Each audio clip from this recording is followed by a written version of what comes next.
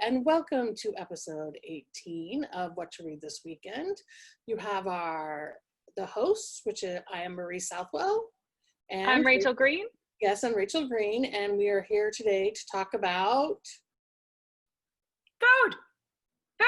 Foodie Friday with our very special guest, Melissa Jacobs. So, look, my hair is blonde in that picture.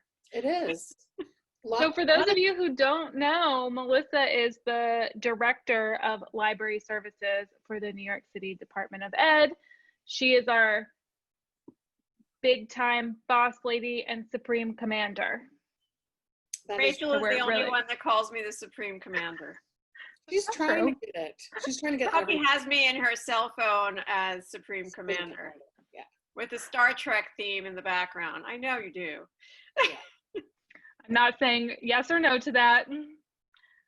So we're gonna go through, and this was Melissa's idea. She really wanted to talk about cooking and cookbooks this week. So she's gonna share with us it's a little bit of a different format today, her favorite cookbooks and kind of weave a story through her love of cooking. And then Marie and I are throwing in a few of our favorite cookbooks as well. Most all of the cookbooks that we are sharing are available electronically from the public library system, and you can read them on Libby.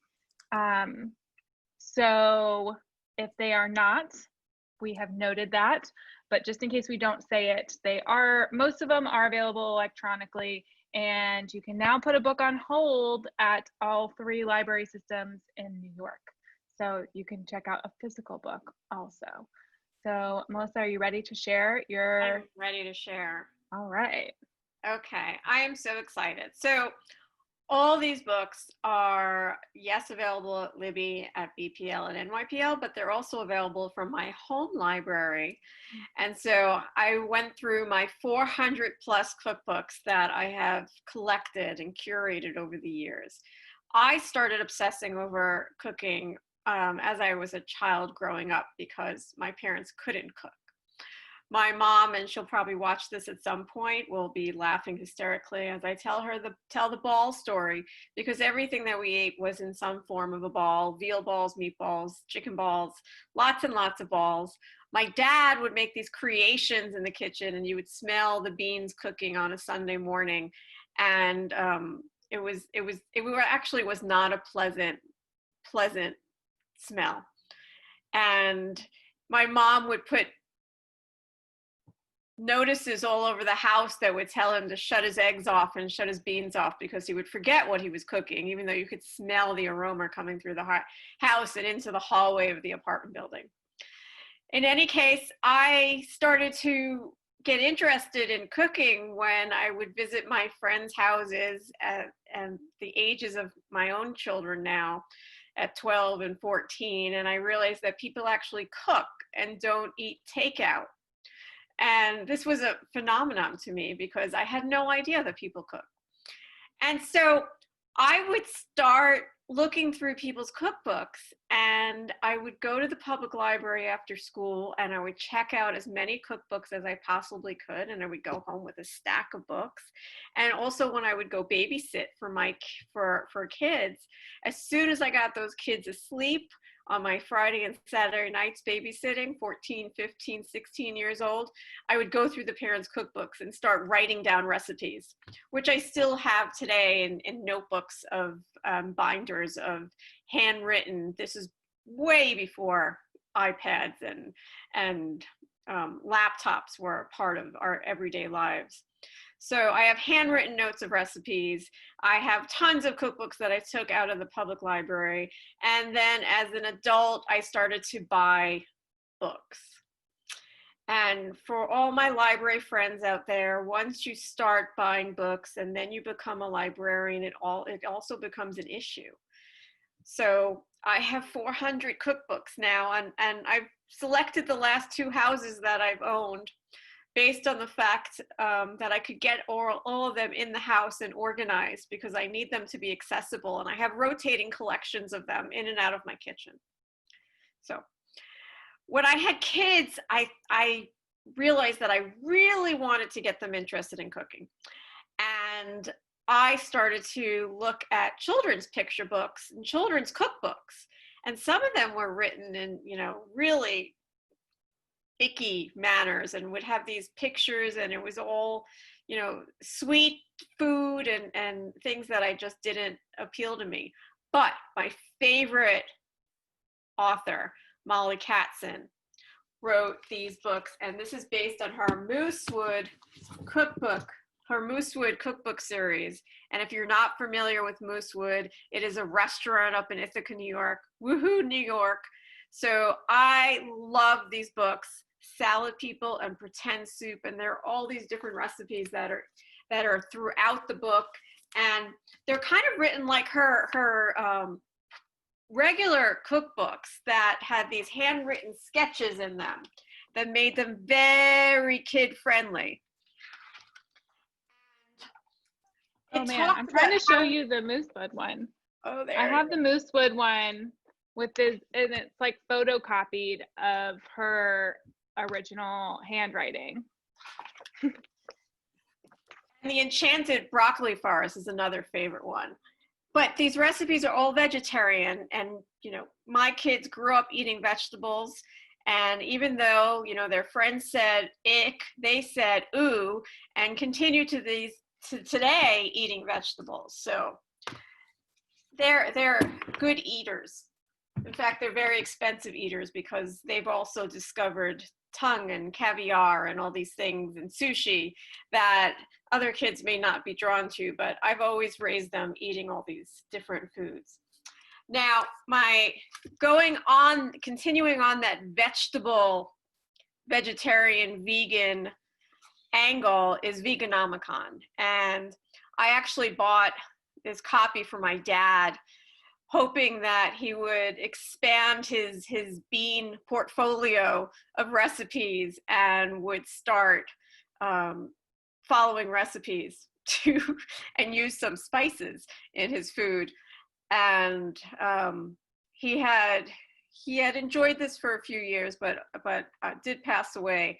And I took the copy that he had and I shared it with a friend of mine, gave it to him as a gift, because they always had these intense, long conversations. So I strongly believe in the experience of reading cookbooks, and I read them as novels, and I believe in extending that yourself through your foods and think that food brings all people together. And so my ultimate Bible for my life is 1,000 Foods to Eat Before You Die. And this is also, the author has also written, part of this series is 1,000 Places to Go to Before You Die. I think the food is much more interesting, and just love going through it and finding weird and peculiar ingredients and things that I would never think of consuming, but savoring it once I find it. Years ago, I had the opportunity to take an NEH workshop, National Endowment for the Humanities, and I hope they really continue, but it was all around food literacy. And to me, food literacy is what I spent my young adult life being a part of, because I read cookbooks as novels. I would take cookbooks out and read them as novels. I loved reading about a chef's life or a cookbook writer's life or a restaurateur's life. And Jane Ziegelman spoke to our NEH group, and we spent 3 weeks, 3 amazing weeks. I'm still friends with other people in this course, and spent a lot of time at the Tenement Museum. And my heart breaks that they have laid off, I think, 99% of their staff right now. And I really hope that they're able to get through this, as we all do. But Jane Ziegelman wrote this great book on the history of 97 Orchard, which is where the Tenement Museum is located, and talks about the different families that lived in the Tenement Museum over the years, and their nationalities, their ethnicities, and their food that they ate. And if you have an opportunity when this all is all over, go to New York City, go through the Lower East Side, and you could really taste your way through the neighborhood. It's an amazing experience. And to have the opportunity to do this in New York City, this is just the ultimate New York City book. It's the ultimate book about immigration and where your families came from, and has plays such a strong role in my life. Have you been to the new Essex Market? Yes. They just opened the downstairs part, and it is massive. I have not been since COVID, but yes, I have spent time before. I haven't either, but I was really excited about that. It's really cool. I love food markets. I love Reading Terminal in Philly. Fabulous place to go.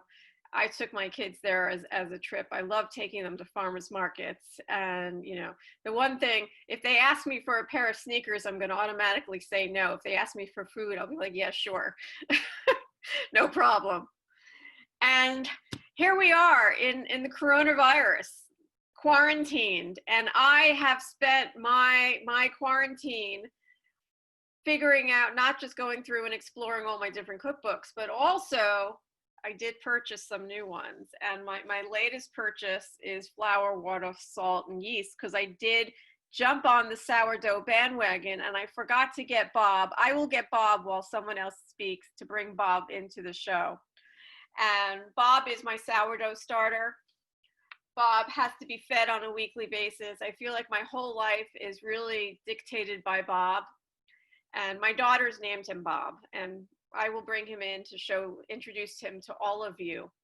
One more book before I go and pass the baton on to Rachel and Marie that I cannot live without. And this was not in the, I don't think this is in the thing, but the Food Substitutions Bible. If you have not heard of this book, you need to find it. I'm sure that there are other editions of it. I bought this one years ago, and it's kind of all ragged and tagged. I also love books that are ragged and tagged, cookbooks, because you know that they've been well loved. But whenever you don't have an ingredient, the Food Substitution Bible gives you everything and anything that you could possibly consider as a substitution ingredient for it. And it is my happy book, because when you're in the middle of cooking things, you go, oh, God, I forgot to get that. And who would think that you could use sumac for lemon juice or all these other different types of exchanges. And so I love the Food Substitution Bible. Now I'm going to pass the baton on to Rachel or Marie, and I'm going to get Bob. Okay. Well, I had a question. Yeah. I have a book called a cookbook called the Flavor Bible, which I am assuming is pretty similar to the Food Substitutions Bible.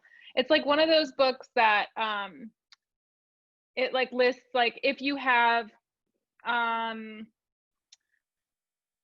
carrots, they might be good with these other type of flavors. It's definitely not one that I would like read through on a regular basis, but it's one that has survived a lot of moves and weeding of all of the, this is my kitchen reference book. This is the one that I always have living in my kitchen, and I actually have a bookshelf in my kitchen, and this is prominent because it lists things. One, it's alphabetical, so I love the fact that it's alphabetical, and it tells you about the ingredient, and then says, if you don't have, here's your substitutions, and then also see all these other ingredients. And so it is such a useful reference tool, and I would highly recommend it anywhere from children's up to adult to have a copy of this nearby, because it is a lifesaver, especially if you are locked in your house and have no access to a store. And you have to make XYZ right now. Right. And that's basically how I function.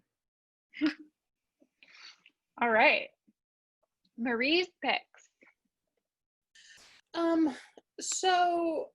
Yes, I love food. I love to eat. I have been told I have an exceptional palate, and I'm very appreciative of food, but I will not cook unless I am starving to death. I think it's just because I get too tired of chopping. But I took many home ec classes because that's how I grew up. So if I could redo my career, I definitely would be a food anthropologist because I love finding out what people ate and when. And I have tried some like crazy medieval recipes just because I thought that was really fun. So my two books kind of are along that same vein. I really loved Salt, Fat, Acid, and Heat.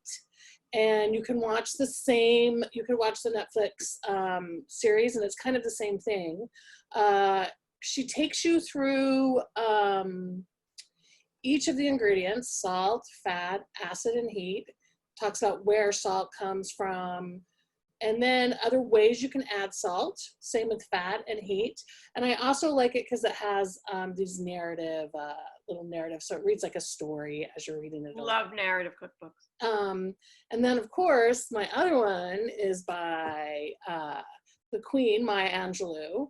And I read this, I don't remember how long ago, but it's always been really my favorite because she has these like, you know how Maya Angelou writes, right? So she has these awesome little anecdotes that end up in a recipe. And the recipe is kind of part of the anecdote. So it'll be like talking about this lemon pie and then you know how she writes. And then you get to the actual lemon pie recipe. So those are my two picks. You can get them both at through Libby at Brooklyn Public Library or New York Public Library. And I get, are we ready to meet Bob? Are we going back? Oh, Bob. Bob. He even has a name tag. Oh yeah, I'm very into my labeler. Anytime I have an opportunity to label someone or something, I do. And so this is Bob. He's very cold right now. He's probably thinking, oh, it's that my week is up. I got to come out. But no, I'm going to put him back. I also labeled him sourdough starter because I have a lot of mason jars in my fridge, and my kids are very liable to take the mason jar out and start eating it before they realize that it's Bob. And they shouldn't eat Bob until I cook him into something. So love my Bob. And Bob has been around for a good 6 months now, 5-6 months. Good for him. He's been making a lot of babies. Bob's made a lot of babies. Bob multiplies and bubbles on a regular basis. I'm familiar with sourdough starter. Yeah. Mine is hibernating. Really? Those are, I miss a couple of things from the West Coast. Mexican food, West Coast Mexican food. Like chili Colorado is very much a kind of like Utah, Colorado thing. I married a Coloradian, so yeah. I know my about the chili Colorado. Hatch chilies. He's got me all my hatch chilies. I'm trying to figure out. Those are New Mexico hatch chilies, yes. Yeah, but you could buy them in boxes in Colorado. Yeah. And I'm trying to figure out our next trip. God willing, we'll all be able to fly again. How do we get the boxes of hatch chilies on a plane? Yeah, and then what else do I miss? Sourdough. I miss San Francisco sourdough because it's just not the same. And people say it's sourdough. I'm covering Bob's ears. He doesn't want to know. Well, I think maybe homegrown. I haven't had homegrown Bob sourdough, or Bob might be perfect, but sometimes the sourdough I get here, I'm like, I don't think that's sourdough. And tamales. I miss tamales. Yeah, I love a good tamale. Highly recommend asking Marie next time you go somewhere for all the best restaurants, because she has not let me down one time in our friendship. Lots of I'm a good person to bring with. I'm a good person to consult with, but don't ask. I can either chop the food or I can cook it. I cannot do both. I just, I will. She's a good person to go eat with, though. Yes, I'm a very good person to eat with. I'm very adventurous. Definitely adventurous. We had a lot of fun. True. Rachel and I have had fun do that too. Again soon. So do we have time for one more share? Yeah. This isn't a cookbook, but it is, for those that collect cookbooks, if you've never visited or heard of this site, you have to visit. It's called Eat Your Books. Oh. EatYourBooks.com. And it is a membership subscription. I actually joined in their inaugural year and have lifetime membership in it. And you can index all your books. So if you have an ingredient, let's say mushrooms, and you go to eatyourbooks.com and you could put in the ingredient, and if you've entered all your books, and I have all my books in there, it will pull out the different recipes and go through the digital index and tell you which books have which recipes. And it will give you the ingredients. It won't give you the recipe, but you'll find and you could put notes in it, and there's a community part of it, and you could add blogs and also websites. And it is the most phenomenal foodie friendly tool that there is. So that's eatyourbooks.com. I highly recommend checking it out. And I will put all these paid by them, but it is my I will favorite. put all this in the show notes too. Yes. I wanted to share a few quick ones. My favorite, we were talking and planning for this episode, and Marie and Melissa were talking about reading a cookbook all the way through. And I have this one, Jerusalem, which is by Yotam Ottolenghi. I don't know if I said his name right. He wrote Plenty, which was really a popular cookbook, especially vegetarian cookbook. And this is co-written with Sami Tamimi. And I thought this was a really, really cool cookbook because it combines like both sides of Jerusalem and the recipes that go along with them. And it just has like fantastic pictures. So the photography is gorgeous in that book. Yes. Yeah. So, and I really have realized that I love Middle Eastern food. One of my favorite meals in New York City is in Chelsea Market at the cauliflower head at Miznon, I think, Miznon. It's an Israeli Middle Eastern restaurant. And there's a similar recipe in Jerusalem, but I just think like there's a story that goes along with, both of these chefs grew up on the Jewish West and the Muslim East, I think, sides of Jerusalem, and had like a similar life story. And they share, it is a cookbook. There's like lots of recipes, but the photography is really great. And I love to cook. I cook a lot and chop, although I have a really great sous chef that helps me. But my favorite places to get new recipe ideas is the New York Times cooking subscription and also Cooks Illustrated. I'm super obsessed with Cooks Illustrated and all the like science behind like why things work. Like they will test out like a recipe 16 times with 16 different variations on like why it works and how it works. So I put Cooks Illustrated cookbook here, although I like to read the magazine as well. Did I tell you that I have the bound collection of Cooks Illustrated? Oh my goodness. Yeah, like the complete bound collection.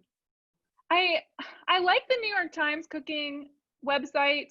I subscribed for a little bit to Cooks Illustrated and then unsubscribed because the website makes me crazy. I don't like it. I prefer the physical ones. Well, I have some stories that I will not put in a vlog about my experiences with Cooks Illustrated prior. Okay, let's talk when we stop the recording because I want to hear the tea. Well, but you know they've changed editors since. Wait, don't talk about it yet. But I actually stopped my subscription because of the previous editor, and now I have rejoined again because I like this editor. So I can't wait to hear. Cooks Illustrated or Cooks Illustrated, who Yeah, also he has started his own new American show. Test Kitchen. Yeah, he has his own new test kitchen, Milk Street. Yeah, Milk Street. Oh, yeah. Yeah. And I just got this cookbook for our school library. It's a the great complete book. cookbook Great for book. young chefs. Yeah. So I got it this past year. We probably got it in December.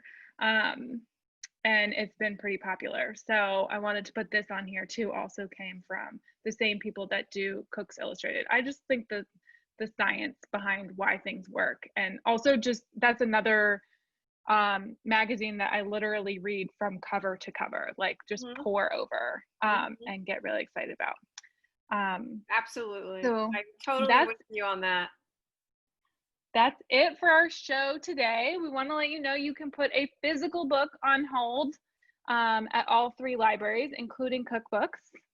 And next week we are actually going to pre-record our episode. So there will not be a live episode, but we will share our pre-recorded episode on rethinking the classics for educators and librarians, and post that on YouTube and on our website. So check us out next week. And I had a great time. This was thanks fabulous. so much for being the highlight of my week. Guest participant. And I will say that every opening day collection that I have gotten my hands on in New York City for school libraries does include a large collection of cookbooks. It does include? Yes. Oh, that's amazing. Yeah. If I'm putting together your opening day collection, there are cookbooks in there. Well, I definitely, while you were talking, wrote down to order salad people and pretend soup for my school library. So much fun. So thank you for having me today. And Thanks Bob says goodbye and thank you also.